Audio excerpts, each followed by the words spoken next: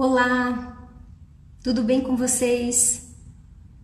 Meu nome é Elisa Guelen, eu sou consultora e mentora de carreira aqui na Radar da Gestão e estamos aí para mais uma live nossa a respeito do tema liderança, esse tema tão importante nos escritórios de advocacia, nos departamentos jurídicos também e ao mesmo tempo um tema que traz, pela sua relevância, nos traz também muitas angústias e aflições, para a gente saber se exatamente estamos indo pelo caminho certo.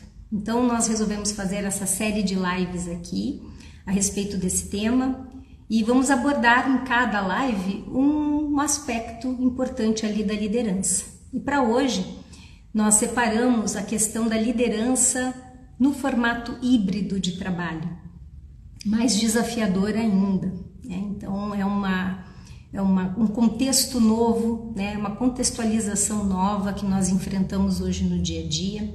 Muitos escritórios têm uma certa dificuldade em aderir a esse modelo híbrido de trabalho, muito por conta das suas inseguranças em relação a esse formato, em como conduzir os trabalhos, como fazer com que a equipe se engaje, que a equipe realmente trabalhe de acordo com aquilo que o escritório precisa.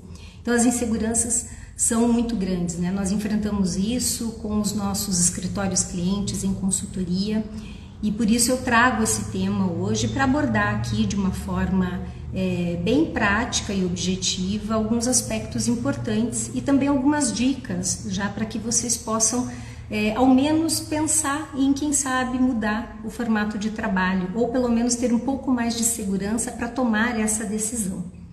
Então esse é o nosso tema da nossa live aqui, a respeito da liderança no formato híbrido de trabalho.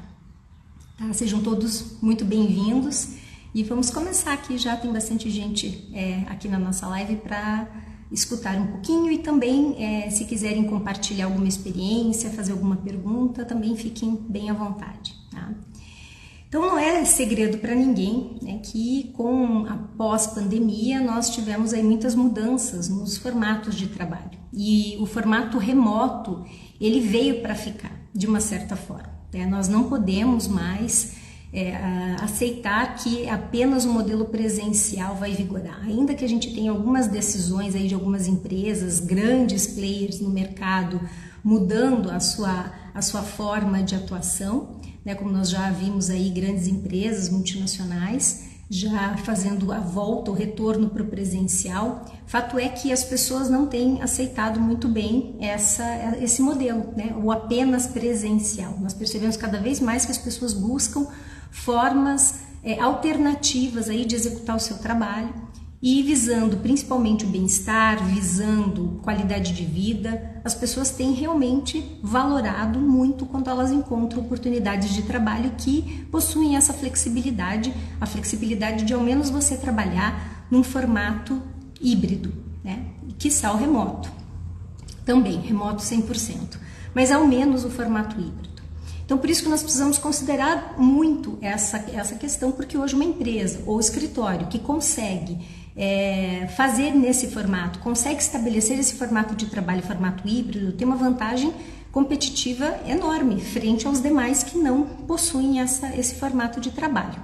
Então por isso que deve ser considerado com certeza um formato importante para a sua organização, E aí nesse ponto, o que acontece? Eu preciso saber pelo menos o que é o híbrido, eu preciso entender que formato híbrido é esse. Muitas das vezes quando eu pergunto qual é o formato de trabalho de vocês, aí o escritório diz, não, é presencial. É presencial, Aí você vai aprofundando um pouco mais e você descobre que tem 1 ou 2 colaboradores que não trabalham lá, que eles fazem, realmente eles realizam as atividades de casa. Não, eu tenho 2 que são remotos. Bom, se eu já tiver um colaborador meu fora da minha organização, eu já tenho um formato híbrido. Por quê? Porque esse colaborador ele tem que estar inserido com os demais. Então, se um estiver fora, eu já não tenho mais um formato presencial. Então esse conceito aqui é importantíssimo. E aí eu tenho que ter atenção, por quê? Porque eu tenho que saber usar estratégias certas para integrar esse um que está fora, e ele precisa estar dentro dessa organização e dentro dos nossos controles também e da nossa gestão. tá? Então, por isso que eu preciso considerar sempre assim. E eu também tenho um formato híbrido de trabalho quando eu autorizo, quando eu concedo para minha equipe que ela trabalhe alguns dias de casa e outros dias no escritório. Então, esse é o formato híbrido. É importantíssimo nós termos esse conceito bem certo para que a gente possa adotar realmente as medidas necessárias. Tá? Então, uma vez que eu tenho alguém fora ou eu tenho realmente algumas pessoas trabalhando no escritório em determinados dias e outros não, outros eles trabalham de casa, já é o formato híbrido. Qual é o melhor formato? Isso vai depender muito da tua dinâmica, vai depender muito da tua estratégia também, modelo de negócios do escritório. Tá? Então, se você entende que se você liberar 2 vezes por semana as pessoas para que elas trabalhem de casa, especialmente no começo e no final da semana, você percebe que ganha-se muito em produtividade, porque são os 2 dias em que as pessoas mais perdem tempo em trânsito. Então são os dias que são os dias mais cheios, são os dias assim já estatisticamente comprovados em que as pessoas perdem muito tempo no trânsito. Então são bons dias para você garantir aí uma maior produtividade. Mas uma vez que você tem essas pessoas nesse formato híbrido, é preciso entender também quais são as vantagens e as desvantagens. Eu vou elencar algumas aqui para vocês e aí vocês me dizem depois se isso faz sentido, se tem a ver também com a experiência de vocês a respeito desse ponto, tá? Então veja, dentro das vantagens que a gente tem, olhando do ponto de vista dos advogados, dos nossos colaboradores que trabalham conosco no escritório, o que existe? Existe flexibilidade, sem dúvida nenhuma. Muitos relatam foco, maior foco. Por quê? Porque muitos relatam que quando estão presencial, eles perdem muito tempo com as pessoas, conversando, interagindo, trocando ideias, interrupções de colegas, aquela ida ao cafezinho e volta. Então eles percebem também que eles perdem muito foco quando eles estão no escritório. Quando eles estão em casa, esse foco não é tão fácil assim de ser perdido, até porque eles estão mais concentrados. Tem também a questão da diversidade. Qual é a questão da diversidade? É eu poder incluir mais pessoas com deficiência, por exemplo, eu facilito o ingresso dessas pessoas no mercado e também idosos, né? Então também a de ser considerado, né? E eu tenho a questão da redução do tempo de deslocamento, tá? Então essas seriam as vantagens. E as desvantagens dessa questão do híbrido seriam, né, as perdas de eventuais benefícios, que muitas vezes para alguns colaboradores isso é importante, né? Possíveis interrupções de familiares, eventualmente pode acontecer também. E é a questão da ocupação do espaço de trabalho. Eu preciso reservar um lugar no meu espaço, lá na minha casa, para poder executar o meu trabalho de uma forma adequada. Então eu tenho que ter um espaço reservado. Não posso simplesmente colocar na mesa da sala de jantar, considerando que eu posso ter ali circulação de pessoas, enfim. Então essas são, né, as vantagens. As vantagens para o escritório é que são bem grandes e aqui eu queria trazer para vocês esses pontos para vocês refletirem se de fato não é o caso de tornar híbrido o formato de trabalho. É comprovado que existe uma redução efetiva do custo operacional fixo. Muitos escritórios conseguiram reduzir os seus espaços e com isso reduziram, né? A questão de aluguel, quando o escritório não tem sede própria, conseguiram reduzir inclusive as despesas fixas, né? Com luz, com água, enfim, outras despesas ali que estão inerentes à execução do trabalho no presencial, isso também acabou se reduzindo. Os custos fixos, eles acabam se tornando custos variáveis, o que isso para o escritório também é uma vantagem muito grande, tá? Redução do absenteísmo, isso é importantíssimo. Por quê? Porque muitas das vezes nós consideramos que se as pessoas estão em casa é mais fácil dela trabalhar. Às vezes até ela não está se sentindo muito bem, mas ela consegue trabalhar da casa dela. Talvez seria ruim se ela tivesse que ir até o escritório. Então já é comprovado também que há redução do absenteísmo, né? E oportunidade de gestão por objetivos. E é aqui que a gente vai começar a falar um pouco mais sobre essa vantagem efetiva do modelo híbrido, né? Por quê? Porque a gente vai falar também daquela questão de confiança versus controle, que é tão importante para a gente pensar a respeito desse modelo híbrido, tá? O que é desvantagem hoje em relação, né, ao modelo presencial? Nós não temos muita clareza da legislação a respeito do trabalho remoto, nós ainda somos muito carentes dessas regras e orientações da nossa legislação muito claras a respeito disso, do trabalho remoto ou híbrido, enfim, né? Há uma necessidade muito grande de desenvolver outras competências e principalmente dos líderes do escritório.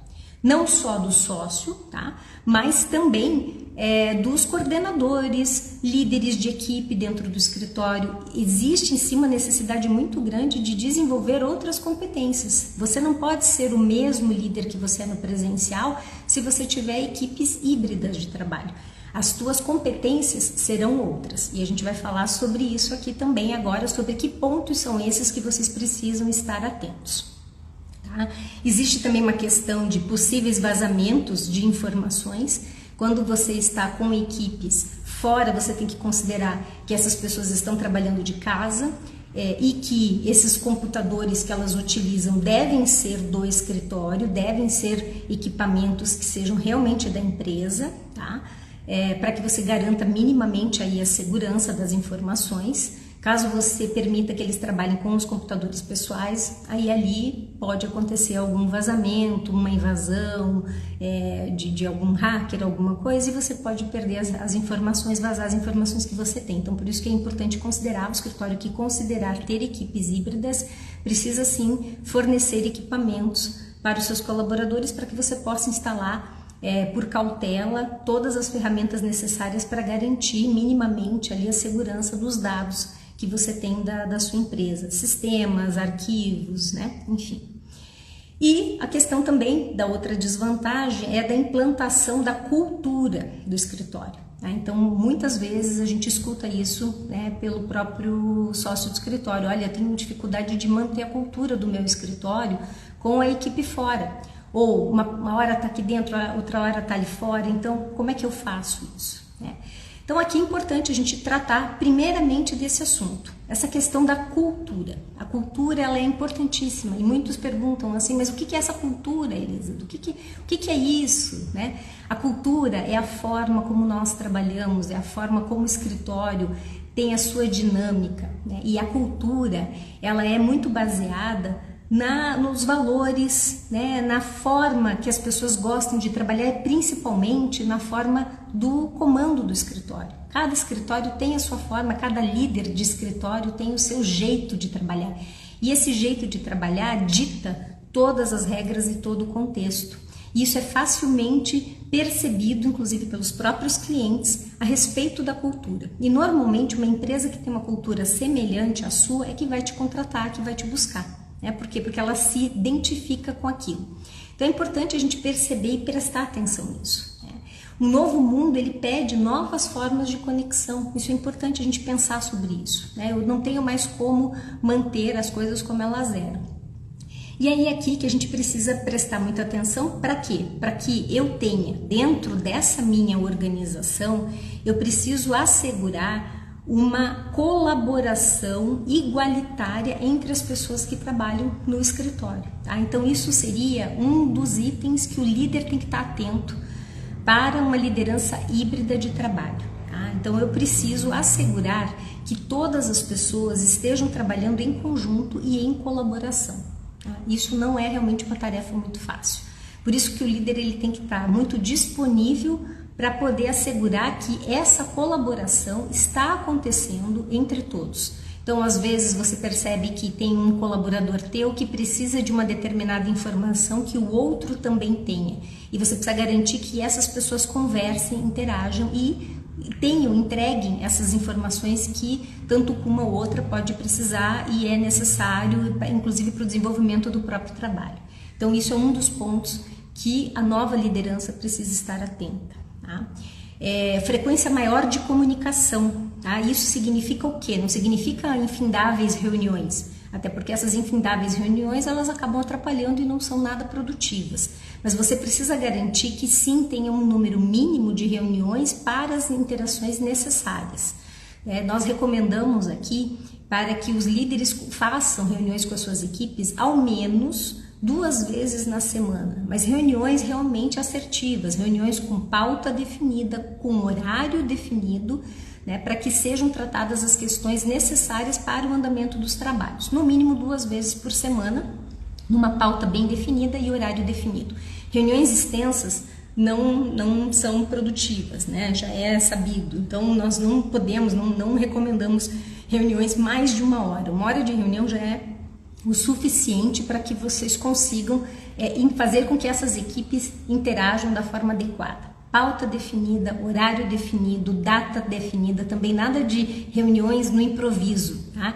Essas reuniões elas precisam acontecer 2 vezes por semana no mínimo, com um horário definido. Então, por exemplo, você pode estabelecer que às segundas-feiras e às quintas-feiras vocês fazem reuniões. De repente, da segunda, se você faz um formato híbrido, todos trabalhando de casa, e na quinta-feira a reunião é presencial, o que também vai buscar, aí vai trazer uma interação olho no olho, que é bem importante para que a equipe consiga de fato colaborar melhor ainda, tá? Então essa é a nossa recomendação, principalmente em relação à frequência dessa comunicação, tá? O líder também precisa criar novas formas de estar perto da equipe, tá? Então, assim, promover outros encontros que não sejam só as reuniões formais, mas também promover outras interações com o time. Então, por exemplo, fazer algo como uma interação no final de semana, né? Fazer algo especial, algo diferente, divertido, que estimule realmente a interação em equipe.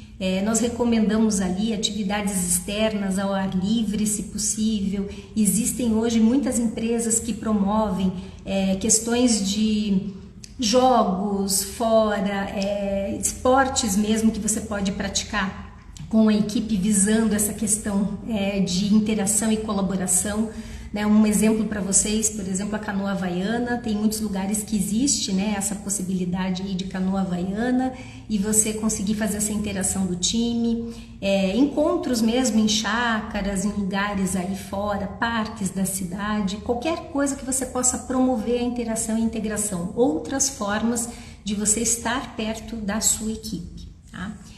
Mais cuidado na hora de comunicar, muito cuidado na hora de comunicar, saber falar, saber comunicar a forma e o conteúdo. Então, quando eu vou interagir com essa minha equipe híbrida, eu preciso ser muito assertivo.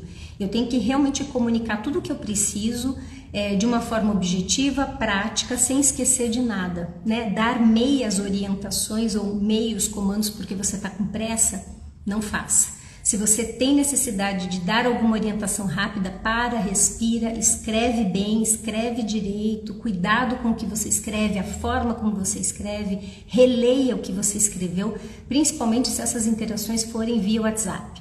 Lembrando sempre que e-mail, WhatsApp, mensagens de uma forma geral de texto não tem som. E aí a forma como a pessoa vai receber aquilo vai depender do estado de espírito dela. Então, por isso que essas interações precisam realmente ter muito cuidado. Mais uma vez, um líder sobrecarregado, um líder que não tem tempo para estar com a sua equipe, não deve se comunicar com essa equipe. Ele deve primeiro tirar essa sobrecarga para poder realmente, de fato, se comunicar de uma forma adequada, para que não haja nenhum tipo de ruído nessa comunicação. Criar o senso de pertencimento é importantíssimo com a equipe, tá? Isso é muito... é imprescindível que as pessoas se sintam realmente pertencentes, senão você já desengaja. Se tiver um se sentindo não pertencente, essa equipe não vai prosperar. Teve um escritório que fez algo muito bacana e eu gosto de compartilhar essas boas práticas, né? Eles contrataram uma advogada que está fora aqui do Paraná, ela está em São Paulo, o escritório ele tem sede aqui no Paraná e essa advogada está fora. No dia da comemoração dos aniversariantes lá do escritório, o escritório teve o cuidado de encaminhar para essa colaboradora, né, para essa advogada, um kit com docinho, salgadinho, fizeram uma videochamada para ela participar ali daquele momento em que eles estavam fazendo a comemoração. Então, assim, são essas pequenas práticas que realmente unem, fazem com que a pessoa se sinta pertencente, é algo tão pequeno, tão singelo e que de fato faz com que a pessoa se sinta pertencente e assim, ouvir depois dessa advogada, o quanto aquilo significou. Então veja que são pequenas ações é mais um cuidado, né? E não é nada que custe tão caro assim que o escritório não possa fazer para interagir. Então tem que ter esse olhar, é importante que o sócio tenha esse olhar, ou se o sócio não consegue ter esse olhar, que ele nomeie alguém do escritório para estar atento a essas questões. E aí sim eu posso ter uma equipe híbrida, né? É importante dizer, hoje nós estamos no mundo pós-moderno, nós não estamos no mundo moderno. O mundo moderno já acabou, nós estamos agora no pós-moderno. E esse mundo pós-moderno é um mundo autêntico, colaborativo, criativo, né? Então você, sócio de escritório, precisa estar atento a isso, você precisa ser autêntico, você precisa ter esse espírito colaborativo e criar esse espírito com a sua equipe. Se você não é colaborativo, a sua equipe também não vai ser. A equipe é espelho do sócio, é espelho de quem coordena o escritório. Então pense bem, se a sua equipe não está entregando, aonde em você talvez esteja faltando. Então tem que ser sim hoje, escritórios que vão prosperar, que vão render, são escritórios que têm autenticidade, que têm colaboração e criatividade no seu DNA, né? E aí a gente vai falar agora sobre algumas questões que eu tenho certeza que são os pontos principais aí que muitos escritórios vieram buscar nessa live. Tá, Elisa, mas e aí como é que eu faço o controle dessa equipe? Né? Tá muito lindo isso tudo, né? Colaboração, criatividade, interagir todo mundo, fazer com que todo mundo esteja aqui presente, mas e aí? E os resultados? Como é que eu faço para controlar essa equipe? Como é que eu faço com que essa equipe faça o que precisa ser feito, que eu não perca o controle disso? Eu preciso pensar em duas coisas aqui. Eu vou ter uma questão de controle versus confiança, tá? Nós precisamos pensar sobre isso. É necessário ter controle, sim, mas controle do quê? Controle da jornada do colaborador? Adianta eu ter essa pessoa aqui embaixo dos meus olhos e eu sei a hora que ela chega, a hora que ela sai, mas a entrega efetiva eu não consigo ter nem esse controle? Então é uma doce ilusão achar que porque eles estão aqui embaixo dos meus olhos que eu vou conseguir controlar alguma coisa. Muitas das vezes o controle ele é ilusório, né? Então eu preciso estabelecer sempre a questão não do controle da pessoa, da jornada, mas sim o controle dos resultados. E eu só consigo isso a partir de uma questão que é a questão também da confiança. Eu preciso ter confiança no meu time, eu preciso depositar essa confiança e ter elementos para que ela de fato consiga persistir, né? Então vai entrar aqui também a questão da cultura do escritório mais uma vez, né? A gente vai ter que entender que cultura é essa que você vai ter que criar para que de fato você tenha uma equipe híbrida que produza e que consiga trazer para você os resultados que são necessários, tá? Eu tenho que pensar numa cultura identificadora, aquela cultura que é agregadora, cultura de valoração, de coletividade. Eu preciso estabelecer isso com a minha equipe. Uma cultura libertadora, inovadora, criativa, expansiva, tá? E eu não posso mais ter uma cultura civilizatória que se chama, que é aquela cultura educadora, inibidora, restritiva, né? Manda quem pode, obedece quem tem juízo. Isso não existe mais. Se você tiver ainda essa cultura no seu escritório, você está fadado a ter apenas pessoas robozinhas ali que vão fazer o que você mandou, pronto, acabou, e elas não vão fazer nada além daquilo que você gostaria que fizesse, né? Elas não vão agregar para o teu negócio, elas não vão criar outras coisas e você vai ter um atendimento bem, assim, pouco producente, um atendimento que não vai ter nenhuma relevância. Os próprios clientes percebem assim que as pessoas só fazem aquilo que lhes foi mandado fazer e não superam nenhuma expectativa. Tá? Então hoje, de fato, a cultura que você tem que pregar no seu escritório é uma cultura de autenticidade, de agregar, de valorar, e na medida em que você mostra essa confiança na tua equipe, a equipe vai te entregar, não tenha dúvida nenhuma. Mas isso é todo um exercício, é todo um caminho. Então eu preciso medir mesmo, na verdade não é nem jornada, não é quantidade de tarefas, nada disso, eu preciso medir resultado. E como é que eu meço o resultado? Eu não tenho como medir resultado sem eu ter uma controladoria jurídica. Nós vamos voltar de novo para o tema da controladoria jurídica, que é imprescindível, né? E eu gosto de trazer aqui essa questão e mostrar para vocês como é que a controladoria vai fazer com que você consiga ter esse controle, enfim, de resultado. Nós tivemos um escritório há pouco tempo aqui, que nós já fechamos a consultoria com eles, e foi muito interessante, porque ele tem uma questão, um nicho bem específico de atuação, e ele tinha uma questão muito difícil de realmente não aceitar de forma nenhuma um trabalho híbrido, nem híbrido, era presencial. Ele assim, não tem a menor condição de eu ter qualquer colaborador fora do meu escritório, é todo mundo aqui e tal. Começamos a consultoria, ok, considerei que essa era a decisão final dele, implantamos a controladoria jurídica, e com a implantação da controladoria jurídica, ele, no final da consultoria, ele falou para mim: Elisa, tomei uma decisão, com a controladoria agora, eu me sinto seguro em fazer com que essa equipe não precise mais trabalhar aqui presencialmente, o que para mim foi um ganho imenso. Só dele ter dito isso já foi uma consultoria assim vitoriosa, né? Porque além da gente instalar realmente os procedimentos, os fluxos e a controladoria propriamente dita, ele teve rompeu essa barreira, né? Essa insegurança que ele tinha, e já começou a considerar, inclusive ele estava até saindo do espaço onde ele estava, que ele estava num espaço que precisava lá 200 metros quadrados, ele reduziu significativamente pela metade, daí ele já falou, já com isso eu já reduzi meus custos. Por quê? Porque ele considerou já alguns profissionais que iriam trabalhar remoto totalmente. Então ele ia ter uma equipe híbrida, no sentido de que alguns trabalhariam em casa e outros de forma presencial. Mas ele disse para mim, a controladoria me possibilitou isso. Por quê? Porque hoje eu tenho perfeita confiança de que todos os nossos trabalhos e as nossas entregas, elas estão acontecendo. Por quê? Porque eu tenho a controladoria, eu tenho a controller, que gera os relatórios para mim e me mostra como as coisas estão caminhando, como elas estão andando, e as entregas eu vejo que elas estão acontecendo. Por quê? Porque eu tenho a controladoria acompanhando esse trabalho e identificando eventuais possibilidades de repente perder algo. Ela identifica antes, porque a controladoria tem que fazer um trabalho preventivo, e nesse trabalho preventivo evita qualquer problema. Ele falou, pronto, eu estou tranquilo, eu estou seguro, e a equipe também está segura, porque antes eles tinham que fazer a sua própria gestão, isso tomava muito tempo, gastava uma energia muito grande,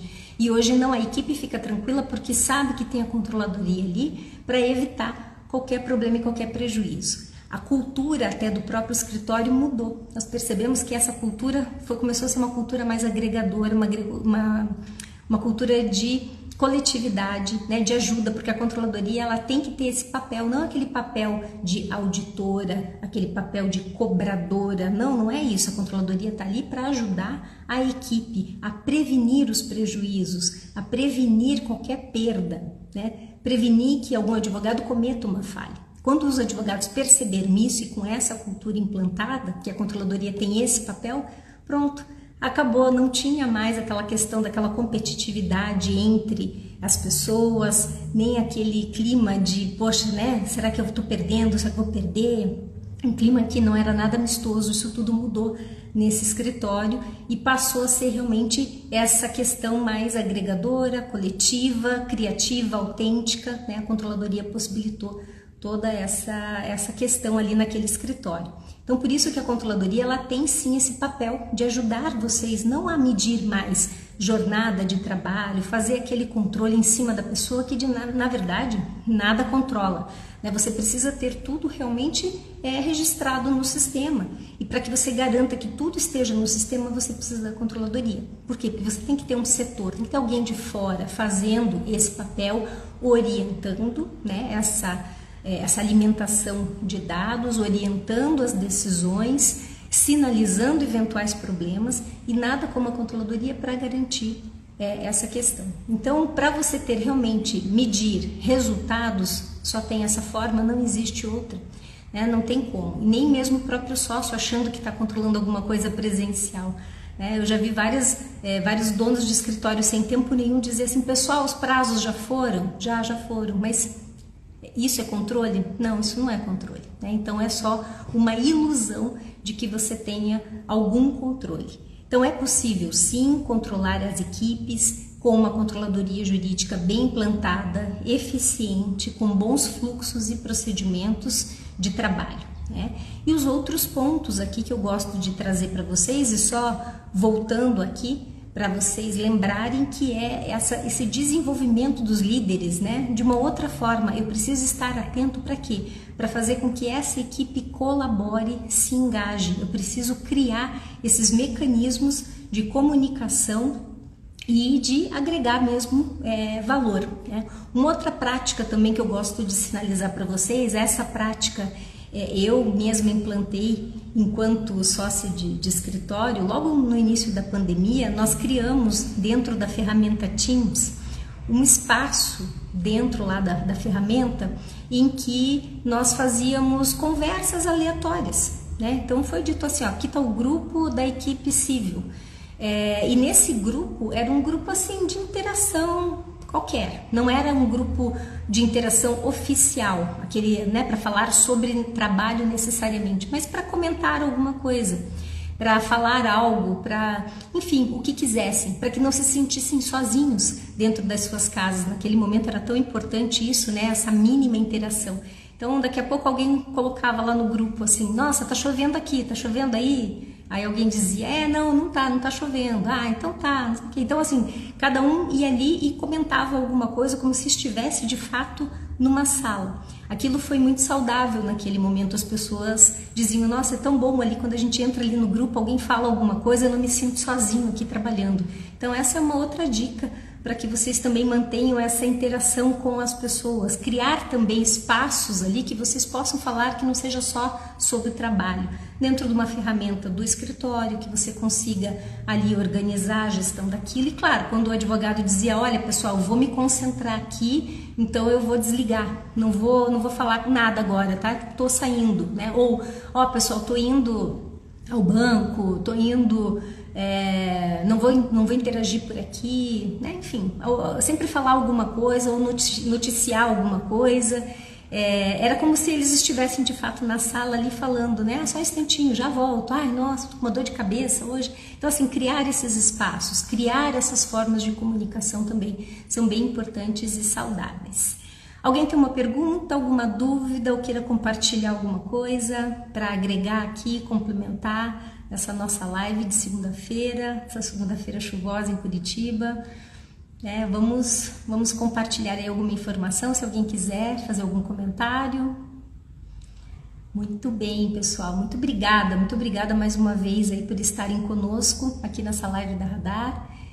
Nós voltamos aí numa outra segunda-feira para falar sobre liderança ainda, vamos falar sobre outros aspectos de liderança. Se você quiser que eu fale a respeito de algum tema específico, manda pra gente um direct, né? Faça aí a sua sugestão e aí nós podemos falar sobre esse assunto. Se você também tiver algum case interessante para compartilhar sobre liderança, também pode mandar um direct pra gente, quem sabe eu te chame aqui pra gente fazer um bate-papo numa live para falar sobre isso, né? Um case interessante, sempre é bacana a gente compartilhar aqui com os demais colegas, tá bem, pessoal? Muitíssimo obrigada, sigam a Radar, essa live fica gravada lá no nosso YouTube, no Instagram, no Spotify. Se você quiser mandar depois essa live para alguém que precisa ouvir, que de repente está inseguro em relação às equipes híbridas, é só compartilhar também com essas pessoas. Muito obrigada, Helena, muito obrigada mesmo, tá? Ficamos à disposição de vocês, pessoal. Um abraço e até mais. Tchau, tchau.